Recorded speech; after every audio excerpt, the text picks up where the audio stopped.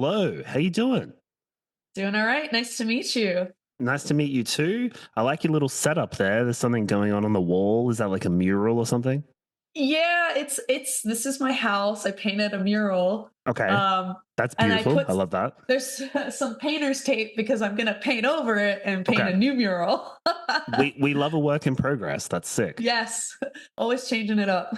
What are you thinking for the new mural? Can you like workshop some ideas with me? What are you thinking? Oh yeah, I scoured the internet for the most perfect rug I could find, and I'm taking the pattern of that rug and I'm putting it on the walls. And it's just like a bunch of geometric shapes, kind of like that, but Okay, yellow, orange, black, teal. It sounds crazy, but sick. We love that. it looks cool in my head. Yeah. This is like a weird digression, so forgive me, but I'm not sure if you're a TikTok person. I'm not really, but my wife definitely is. I'm And Instagram Reels. okay, all right, which is like downstream from TikTok, delayed by Yeah. like 3 weeks or something. But um, Yes. there's that TikTok of like this couple that goes in and like tries to like renovate a house that they're like buying or flipping or whatever. And there's a room that has like this beautiful full length mural that someone's done. And it's gorgeous and it's old and vintage and just incredible. And they're like, okay, we hate this. We're going to get rid of this. And they paint the whole thing like beige white. And then they're like, we're just going to freshen it up and make it look better. And they put some like hideous Canva art that looks like something you'd find in an Airbnb and is like Oh yeah. the most frustrating shit. You're just kind of like, oh, what are you doing? Why would you do that? Ugh.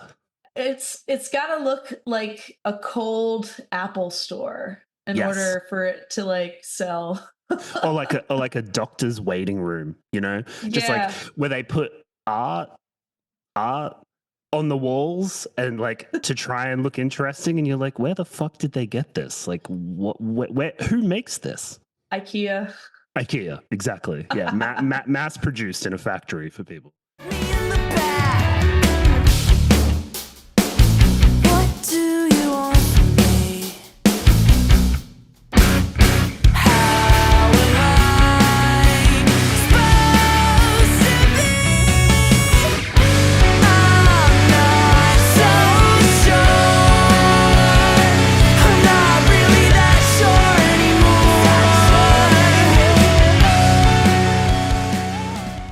All right, well, enough about interior design. Thank you for joining me to chat about Sweet Pill, to chat about Yes. New Bloom, to chat about all the cool things that you're doing. So let's start there. You're at this point in your career with Sweet Pill where you guys are starting to play outside the States. I know that you were in the UK last year for Outbreak Yes. Fest. I was watching an interview that you did around that festival this morning as kind of prep for this. So I wanted to ask you, like, first kind of question off the rank here. Are you excited to come to Australia? And have you been here before? Is this like new ground for you? Very excited. None of us have been to Australia at Nice.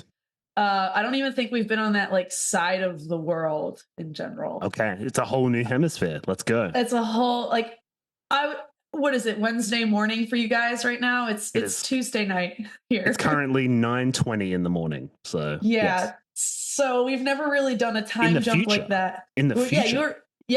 I'm yesterday's news, unfortunately. But no, we're very excited.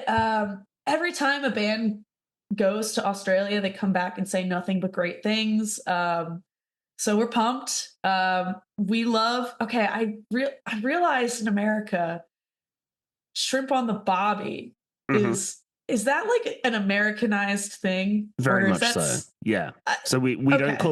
don't call it shrimp. We call them prawns. So Yeah. that's a very big indicator. If you come in and you're like, where y'all keep the shrimp? Everyone's going to be like, where the fuck are you from? What's going on? So prawns is the correct terminology. And I mean, I don't know if people really call it like a Barbie either. I guess they do, but like they'd hit it with like the hard Australian inflection too. It'd be like the Barbie, you know what I mean? The Like babby. the Barbie. But yes, you can throw all of those at us. We're very familiar. That's a common tourist trope. So that's good. I heard you guys abbreviate everything and like We do. make it like Bobby. Like Yeah. See, you you've already got a name that is like almost kind of abbreviated in the way that we do. So like if your name is like I don't know, like I'm trying to think of one off the top of my head and it escapes me. it's But the pressure. yeah, but like if you were like working with a bunch of like tradesmen, right? Like if you're on like a construction site or whatever, they would try and like abbreviate your name to make it as like, I don't know, short and punchy as possible. So instead of Zayna, they'd be like, "Oi, Zanes, what's going on? How you going?" Like that. They try and like it doesn't need to be that short. It's not even really shorter, but they'll be like, "Ah, we got to change it up for you." If my name was Zane, I'm challenging them to make it even shorter now. Yeah, and that just reminds me of like some One Direction shit or something. I Yeah. don't even know if that's a One Direction guy. It feels right in my head, It but is. I don't know. It is. It is. Okay. Yeah. Trust me, everyone let me know when One Direction was popular. They're like, Oh "Ooh, no. are you like Zayn, like Zayn Malik?" I'm like, Rough. okay, Jessica. Thanks, mum and dad. Really let me walk right into that one. No, they weren't even thinking. Yeah. No, I'm glad you're excited. There's lots of cool shit to do here, and the run of shows that you're doing are going to be particularly fun as well. So you've got the new Bloomfest, which has a crazy lineup, and Yes, I didn't think it was possible for them to top last year's lineup, and they have. This year's lineup is fucking crazy. So talk to me about that. Last year was cool. Last year was super cool and really, really sick shows. But talk to me about what it's like to be on a lineup like that, playing with a whole bunch of different bands, different styles of bands that I'm sure you probably grew up on and are probably stoked to play with and listen to. Talk to me about that. I mean, Basement is headlining it, and I saw Basement when I was in high school, so I was like 18. I'm 29 now. Yeah. And then all the other bands, Balance and Composure, even Glitterer, One Step Closer is great too. Drain, they're all great. All these great bands, and Glitterer, obviously Ned, Title Fight. Like, it's just crazy to be in this environment of people that I was in the audience for and sharing the stage with. Yeah. On the other side of the world, it's a lot. Sometimes it's so much, like, it's so unbelievable that I don't even feel a thing. You know what I mean? Yeah. Like, I have to keep reminding myself, like, oh my God, you are leaving to go to Australia in a few weeks. And I like keep forgetting because so much stuff is happening for Sweet Pill that the younger version of me would have been like, but so much stuff has been happening for us that I feel like I didn't even have a chance to really sit down and soak it all in. And we've played with Basement at Riot Fest. We just played with Balance and Composure, and something in the Way Fest in Boston. So they're all like mushing together. They all mush together. Yeah, I would expect that. That makes a lot of sense. We played with Glitterer too in Atlantic City with the Front Bottoms Festival. Nice. So it's really cool. We've played with all these bands. One Step Closer we've played with, and like we played with all these bands, and then here we are going to Australia, and it's such a sick lineup. I'm proud to be a part of it. I cannot believe Sweet Pill was considered to be a part of it. It's awesome.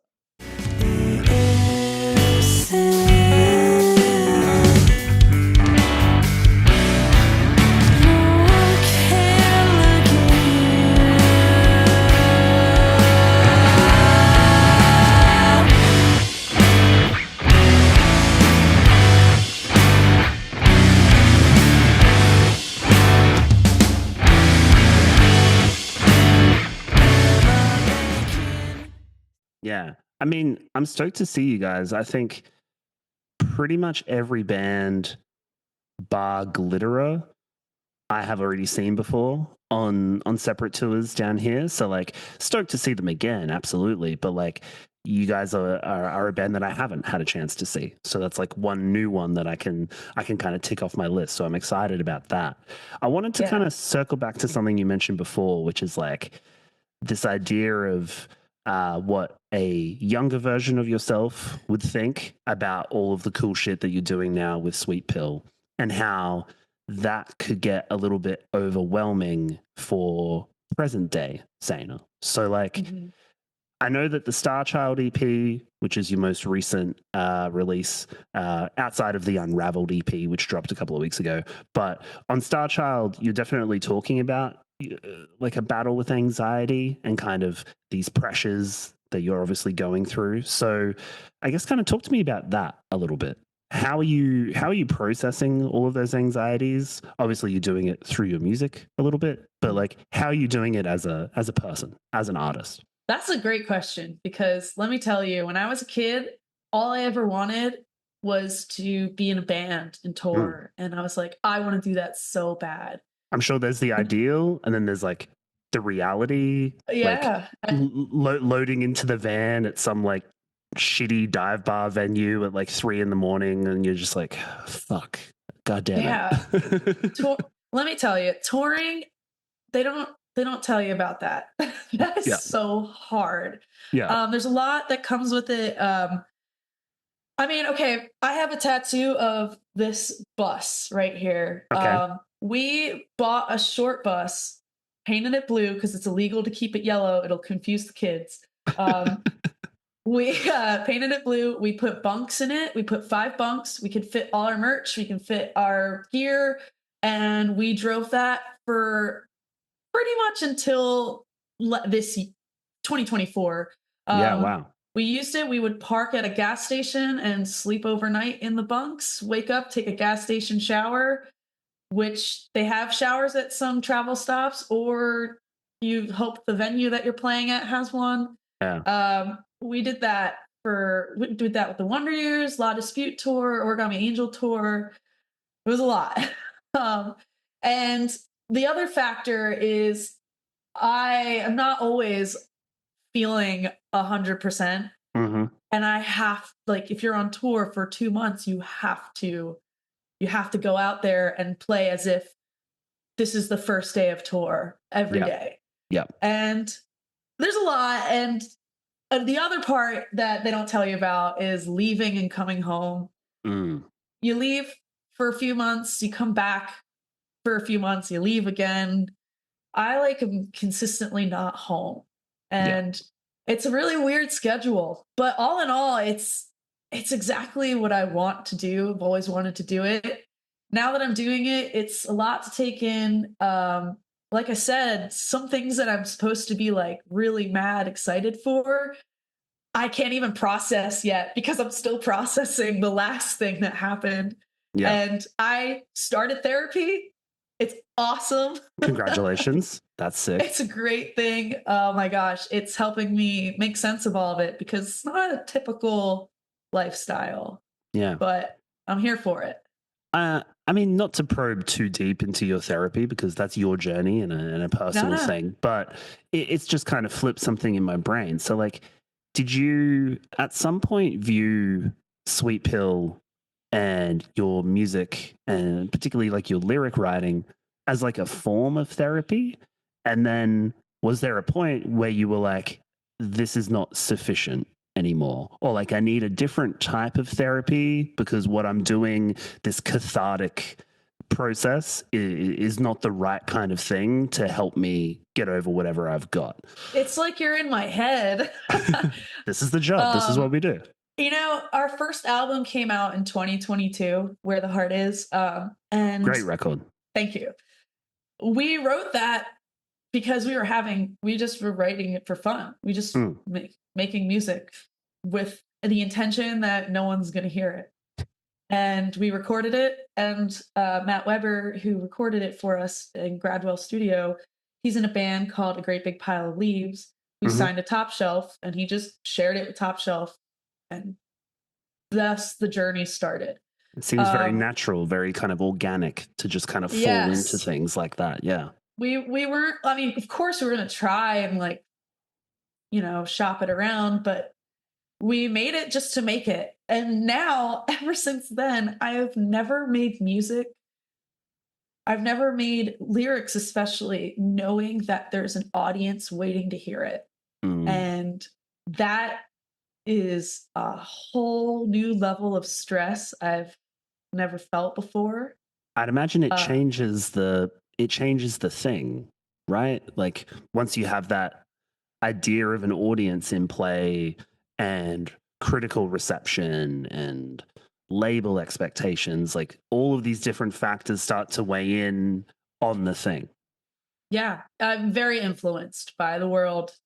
Mm. You know, you put out something, you don't know what you're going to receive. And Yeah. we received all of this, and now I'm looking at it and I'm like, okay, well, what else am I going to put out? Yeah. And we are currently in the middle of writing our next album. Okay. It was supposed to come out the end of this year, but I'm having such a hard time making something I'm very proud of. Yeah. The music's fantastic. The boys they're incredible musicians, but I just like I'm trying to figure out what's my message? What's my theme? I'm figuring it out. It's being figured out currently. But we're pushing it back to come out the beginning of next year. Yeah. I don't know. That's just been the challenge we're facing because obviously we've created a good record. I want to make something better. And how do I do that? And people are gonna say what they're gonna say. I shouldn't let that influence me, but I just want to make sure that we make something good for the Sweet Pill fan.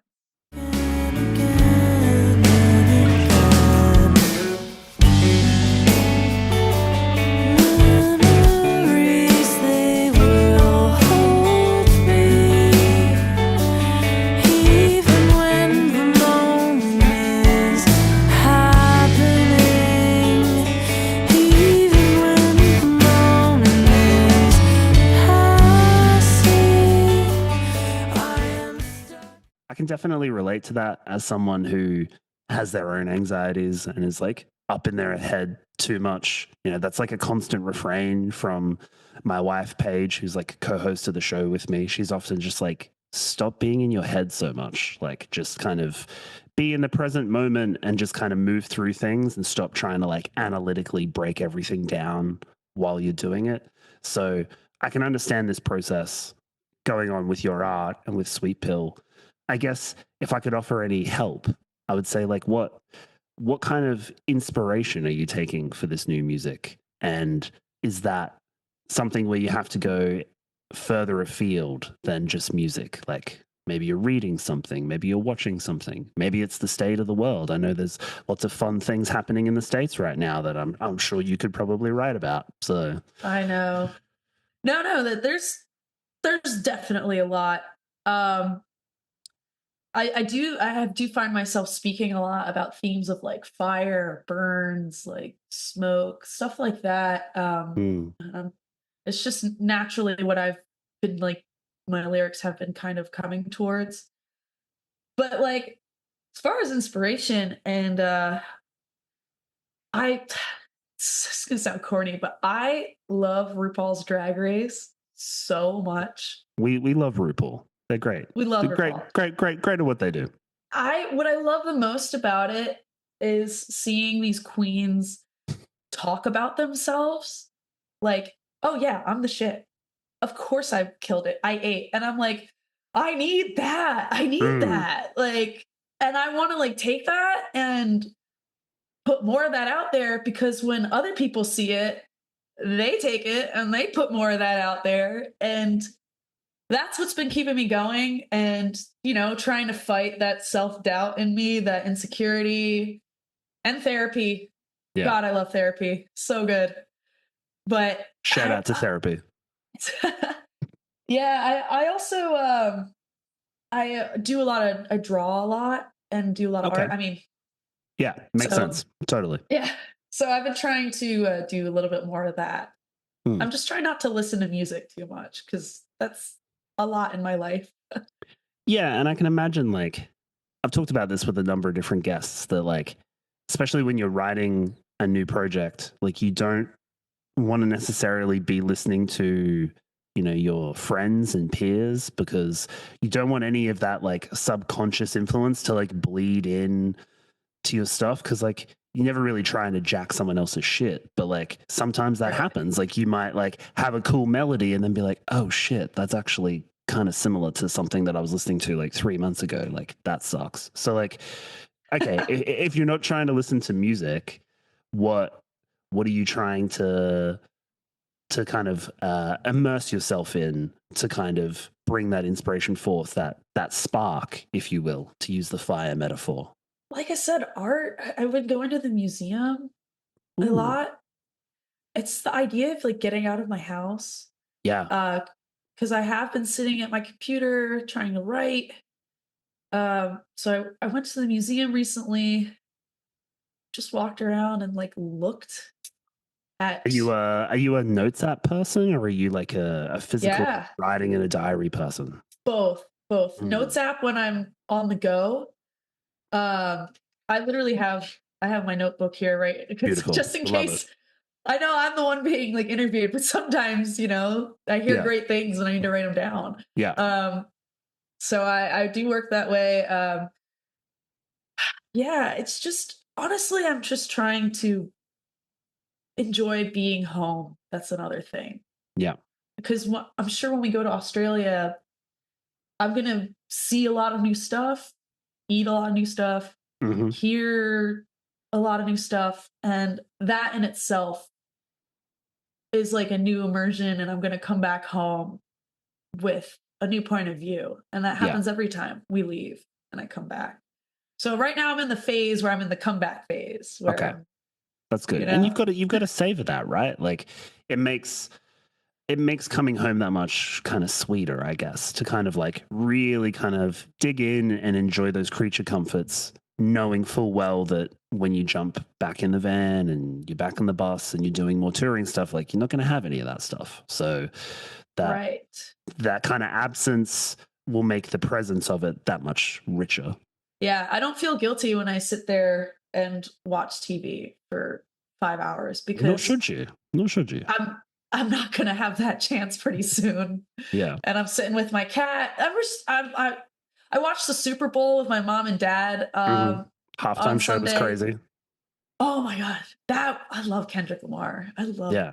He crushed it. It was great. that. See, that shouldn't have been my answer. That was inspiring to me. I was Mm. like, I mean, of course he has a team of people, right? But he just was so cool. I Yeah. was like to be able to deliver a powerful message and to just like not look like you're sweating.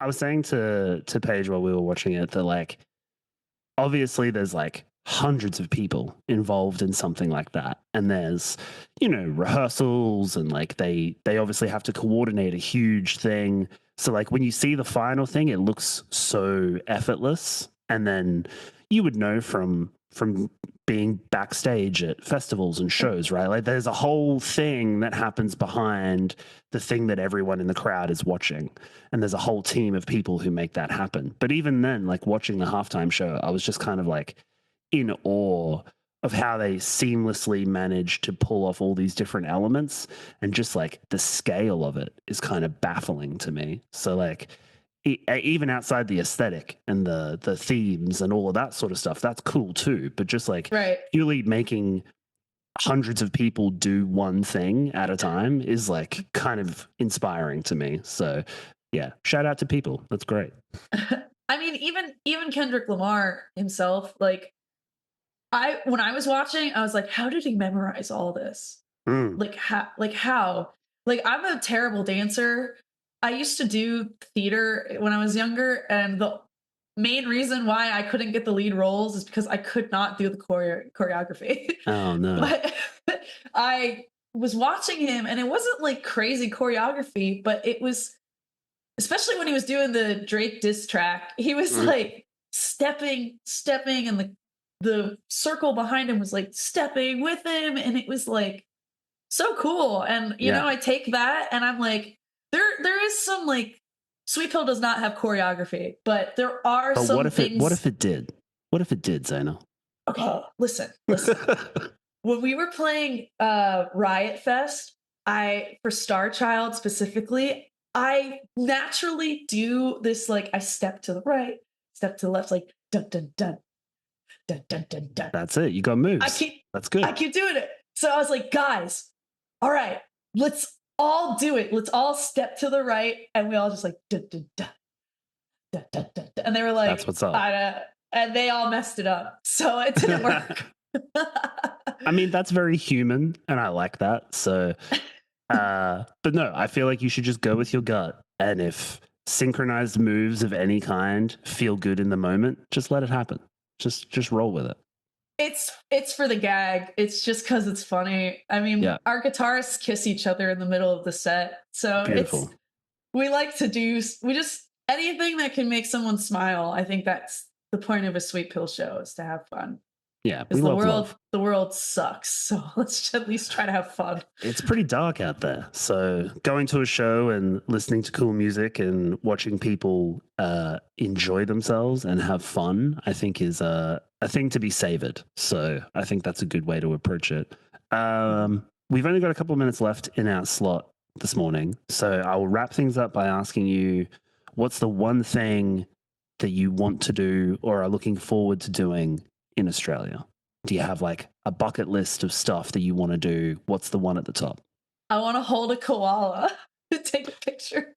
Nice. That is like such a like band staple trope of like going to. I know, like we used to live in Queensland, which is where like the Brisbane New Bloom date will be, and there's the Lone Pine Koala Sanctuary there, and that was like the famed spot where like all the tour spots would like go through, and they would go. And I think maybe they've stopped letting people hold the koalas now. I think you can get a photo with one, but he's like chilling on a tree. You don't get to like hold him anymore. So if that's true, that sucks. Sorry for you. Oh my God. Wasn't there a celebrity recently that did meet and greets, but they were like standing like. Probably. The idea of a meet and greet just feels crazy to me. I mean, yeah. I'm sure you have Sweet Pill fans who want to come and like get photos with you and hang out with you. And like, I'm sure that's lovely, but the VIP meet and greet is like a whole different thing. I don't ever want to charge someone to talk to us. We're not that worth it. We usually do. If anyone does want to ever talk to us, I always make it a point to stand by the merch table. Especially in Australia when we're in the UK, because we don't go there often, so you know, I want to see who you guys are. It's like really flattering that you're there. You know? Well, we're excited for you to come here. I'm going to wrap things up. Thank you very much for chatting with me, Zayna, and I'm looking forward to see you guys play. All right, Owen, it was great. I can't wait to be in Australia. Beautiful. Thank you so much. Have a good morning. Yeah, you too. Subscribe now to the Pitch of Discontent Patreon to receive access to extended cuts of our bonus episodes, as well as exclusive behind-the-scenes content, monthly Patreon-only episodes, member-only votes, the TPD community chat, and much more. Go now to patreon.com/tpdpod and join for as little as $5 a month. That link again is patreon.com/tpdpod. Thanks for watching the show.